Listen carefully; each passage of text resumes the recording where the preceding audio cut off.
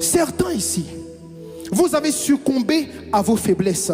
Mais Dieu vous dit, qu'attendez-vous pour vous relever?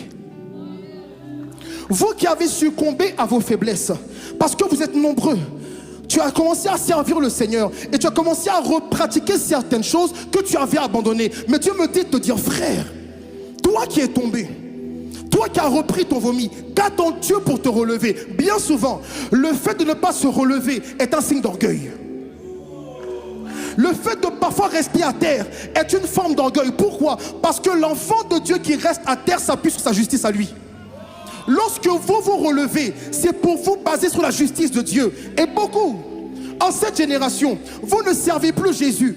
Ou vous n'avez plus envie de le servir à cause de la conscience de vos faiblesses. S'il vous plaît, il est temps pour vous d'avoir la conscience de sa grâce. Parce que même s'il n'éradique pas vos faiblesses, la grâce n'a pas le temps de péremption encore. Écoutez, je sens dans mon esprit que voici une saison où tu étais engagé dans les choses de Dieu. Tu étais vraiment engagé.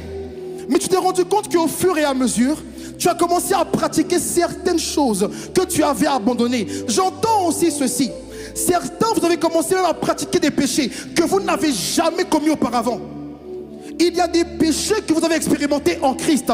Et cela a créé en vous une forme de culpabilité qui vous pousse à abandonner le service et à abandonner les choses de Dieu. Écoutez-moi attentivement. Papa a dit un jour, il est temps de se marier. Mais pour vous aujourd'hui, il est temps de se relever. Je dis qu'il est temps de se relever. Il est temps de se relever. Il est temps de se relever. Vous restez à terre en pensant que Dieu a besoin de vous frapper avant de vous utiliser. Vous restez à terre parce que vous pensez que non, je dois me cacher. Ça, c'est votre justice à vous. Dans la justice de Dieu, oui, son châtiment, c'est aussi son amour. Dans la justice de Dieu, oui, son jugement, c'est aussi son amour. Mes frères, mes sœurs, il y a trop de jeunes en cette saison. Vous vivez plus dans la culpabilité que dans la grâce de Dieu. Et vous donnez l'impression que le sang à la croix a séché. Vous donnez l'impression que le sang à la croix a séché. J'ai vécu ça. J'arrive fraîchement en Christ, zélé. Et je commence à retomber encore dans la pornographie et la masturbation. Un jeune de 20 ans, 21 ans. J'évangélisais, je gagnais les âmes tous les jours, sans exception. Mais j'avais cette lutte en moi. C'était comme plus fort que moi que de regarder encore la pornographie encore. Il m'arrivait des fois, avant d'aller à l'église locale que je fréquentais avec mon pasteur, avant le culte, je tombais dans la masturbation. Après le culte, je retombais encore. Et je disais à Dieu, mais peut-être que la vie chrétienne n'est pas faite pour moi. La vie chrétienne est faite pour les impurs. La vie chrétienne est faite pour les impurs que Jésus rend purs. La vie chrétienne est faite pour les malades qui ont besoin de guérison. Et laissez-moi vous dire qu'un médecin responsable prend soin d'un patient après l'opération. Un médecin responsable prend soin d'un patient après l'opération. En d'autres termes, mon opération, c'est le Saint-Esprit en moi. Maintenant, ce Saint-Esprit, il a aussi la responsabilité de prendre soin de moi, même quand je retombe dans les mêmes péchés. Imaginez, un médecin opère. Après l'opération, la cicatrice s'ouvre. Que fera-t-il? Il va encore travailler afin de fermer la cicatrice. C'est pareil pour le péché. Le sang de Jésus est encore d'actualité. Le sang de Jésus est encore d'actualité, frères, sœurs. Parce que, attention, beaucoup de jeunes, vous avez un évangile de méritocratie. Vous commencez par la foi, vous commencez par la grâce et vous finissez par emprunter un évangile des actions. Est-ce que mes œuvres sont pures? Mais depuis quand tes œuvres ont été pures? Oh, je ne suis pas digne. Depuis quand tu as été digne? Oh, je ne mérite pas. Depuis quand tu as mérité? Depuis quand tu as mérité? Tu n'as jamais rien mérité. Je dis que tu n'as jamais rien mérité. Et si hier tu n'as rien mérité, pourquoi est-ce qu'aujourd'hui tu mériterais? Il est temps de te relever. Il est temps de vous relever. Certains, ce n'est même pas Dieu qui empêche l'éclosion de votre ministère. C'est votre système de pensée. Vous vivez dans des péchés que Dieu a pardonnés. Ça en finit. Vous vivez dans des péchés péchés que Dieu a pardonnés. Qu'est-ce que vous pensez? Que tous les hommes de Dieu que vous connaissez ne pêchent pas, ne pêchent jamais, ne tombent jamais? Ce n'est pas une invitation à s'habituer au péché, mais c'est une invitation à persévérer. C'est une invitation à se relever et à reprendre sa course. Est-ce que vous savez comment on devient géant de la foi? On devient géant de la foi après tomber, puis on se relève et on avance encore, on avance encore, on avance. Je vous dis, on avance encore. Même si on doit ramper, on va ramper parce qu'il n'y a qu'un seul chemin pour le glorifier. Je dis qu'il n'y a qu'un seul chemin pour le glorifier.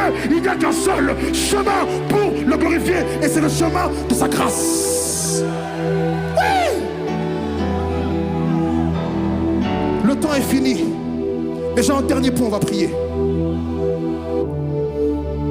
Le dernier type de jeûne, il y a encore tellement, mais voici le dernier point. Le dernier type de jeûne que Dieu cherche en cette génération, ce sont les jeunes qui acceptent de mourir. Le dernier type de jeunes que Dieu cherche en cette génération, ce sont des jeunes qui vont accepter de mourir. Écoutez, j'ai mis ici. Dieu m'a dit, parle à une catégorie de jeunes. Vous faites déjà le ministère actuellement. Vous servez Jésus. Mais vous avez l'impression qu'il y a comme un plafond de verre au-dessus de votre tête. Vous avez peut-être accentué dans la prière, fait d'autres choses dans le jeûne, mais c'est comme si le plus que vous ressentez en vous, vous n'arrivez pas à le toucher. Vous n'arrivez pas à le toucher. Dieu me dit de vous dire, ce n'est pas seulement une histoire de jeûne et de prière. Ce n'est pas seulement une histoire de consécration. Dieu me dit de vous dire que vous devez mourir. Vous devez mourir. Jeunes gens, vous devez mourir. Si on vous a fait croire que la vie chrétienne c'est s'amuser, on vous a menti, on vous a blagué. Les jeunes que Dieu distingue en cette génération sont les jeunes qui montent sur l'autel. En fait, Dieu cherche des jeunes Isaac. Dieu cherche des jeunes Isaac. Où êtes-vous? On aime parler souvent de Daniel. Où sont les Isaac? Ceux qui acceptent d'être liés et d'être posés sur l'autel afin de faire monter un parfum de sacrifice. Je vous dis, en cette saison, les jeunes que Dieu cherche, c'est les jeunes qui acceptent de mourir. Jean-Baptiste dit, je dois diminuer afin que Christ puisse croître. Mourir, c'est ça. Il y a quelque chose à quoi tu dois renoncer. Il y a quelque chose à quoi tu dois renoncer. Je ne sais pas c'est quoi, mais tu dois mourir à ta volonté peut-être. Tu dois mourir à un système de pensée. Tu dois mourir à des relations. Tu dois mourir à quelque chose pour vivre le plus avec Dieu. Mes amis, pour payer quelque chose dans le monde physique, il faut de l'argent. Si je veux un plus d'articles, je donne une somme d'argent. Dans le monde spirituel, la monnaie s'appelle la mort. La monnaie, la transaction spirituelle pour être élevé s'appelle la mort. Vous pensez que Dieu élève des jeunes parce qu'ils sont jeunes?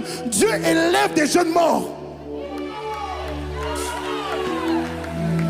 Dieu élève des jeunes morts. On vient ici, on est bien habillé, chill, mais vous ne connaissez pas notre vie. Vous ne savez pas ce qu'on a accepté pour le nom de Jésus. Vous ne connaissez pas les humiliations, les hontes, les rejets. Vous ne connaissez pas. Frères, sœurs, il y a un plus pour toi. Seulement au prix de la mort à toi-même. Seulement au prix de la mort à toi-même.